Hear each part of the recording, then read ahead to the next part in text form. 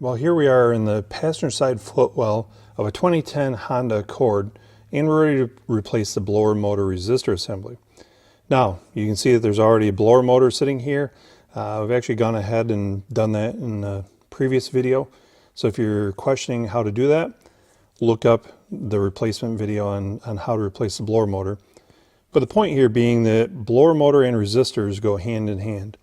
If you're replacing one, you really need to replace the other one. So I quick wanted to show you how straightforward and simple this is.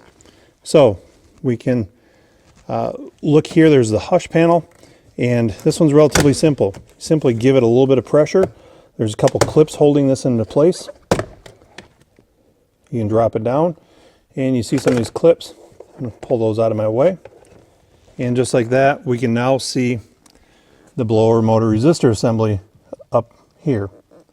So it's an electrical connection and simply two Phillips head screws. I'm going to simply use my screwdriver and I'll work both these screws out, and just like that I'm going to have this blower motor resistor replaced.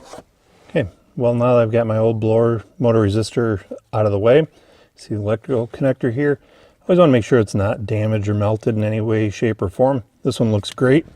I also want to make sure there's no debris inside of there. Not a mouse nest or water or anything like that. Once that's all set and verified, I'm ready to install my new blower motor resistor. See, this one actually even comes with a new gasket there, helps seal this off. So I'm going to reinstall it. I will plug in my connector. Once I get it the right direction, plug in my connector, install those two screws, verify system operation. And remember, I already replaced the blower motor with this. Good idea to replace them in sets.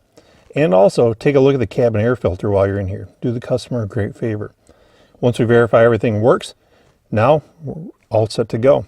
Hopefully now you understand what it takes to replace the blower motor resistor on a 2010 Honda Accord.